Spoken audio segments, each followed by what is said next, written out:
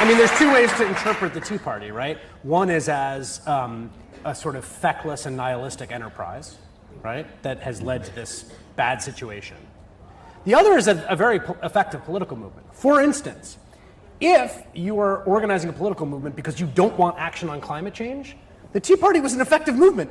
Oh, yeah. They literally primaried you and got you out, and they delayed action on climate change. Yeah. So at some level, it's like, I wonder this all the time with progressive activists, like, when you think, Heather, of Tea Party the left, do you think about that as a good or bad thing?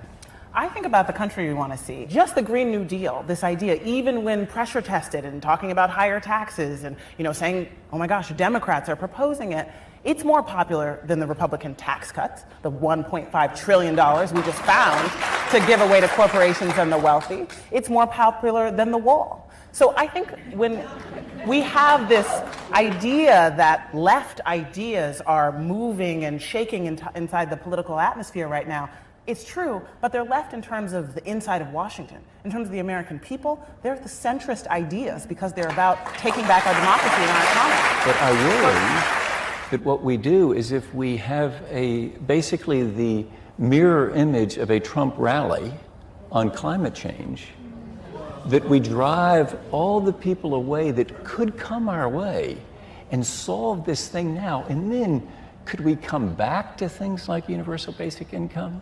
Could we come back to health care? Because, I was in 2 Congresses that were totally consumed by health care. You can't do it in a single Congress, the entire Green New Deal. It is literally impossible with the number of committee references that you would have in the course of that. So is it possible that we say, listen, climate change is the thing that we're seeing the whites of its eyes. We've got to act now. Can we come back maybe to universal basic income a little bit later?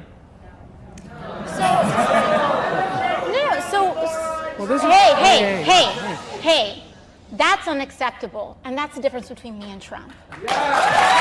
Only AOC could manage to handle a heckler without missing a beat and make Trump look bad doing it. She was speaking about the Green New Deal at a town hall hosted by MSNBC's Chris Hayes, along with former Republican Congressman Bob Inglis, whose support for climate action actually led to his own defeat in a primary challenge in 2010. In stark contrast to AOC's calls for sweeping changes championed by this new Congress, Inglis suggested focusing on one thing, the Green New Deal, for example, and saving other agenda items for later, to use what he claims might be limited political capital on climate change and put everything else on the back burner. The remark drew boos from the crowd, with one heckler calling him a moron, at which point Ocasio-Cortez shut him down immediately, and without skipping a beat, called Trump out for being absolutely incapable of doing the same. And she's spot on.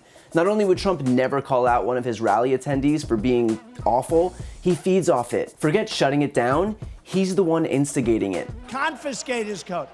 It's about 10 degrees below zero outside. He's going home to his mom. Say hello to mommy. It's amazing. I mentioned food stamps, and that guy who's seriously overweight went crazy. He went crazy. You know what I hate?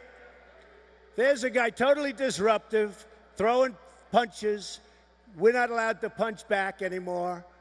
I love the old days. You know what they used to do to guys like that when they were in a place like this? They'd be carried out on a stretcher, folks. And that comes in stark contrast to the guy who Trump's predicated his entire presidency on comparing himself to. Hold up! Everybody sit down and be quiet for a second. Everybody sit down and be quiet for a second. Now listen up. I'm serious, listen up. You've got an older gentleman who is supporting his candidate. He's not doing nothing. You don't have to worry about him. You should. This is what I mean about folks not being focused. First of all, hold up. Hold up. First of all, we live in a country that respects free speech. So, second of all, it looks like maybe he might have served in our military, and we got to respect that. Third of all, he was elderly, and we got to respect our elders. And fourth of all, don't boo. Oh! Don't boo. And we get it. That's his brand. He's a tough guy. He can fire people. And that's the persona he puts on and keeps up so that his base can say things like he's not a regular politician. But as much as he likes to hold rallies in red states to soak in the adulation, he's supposed to represent everyone in the country, supposed to work for those people, something he's never understood as his popularity sinks, and something AOC understands as her popularity soars.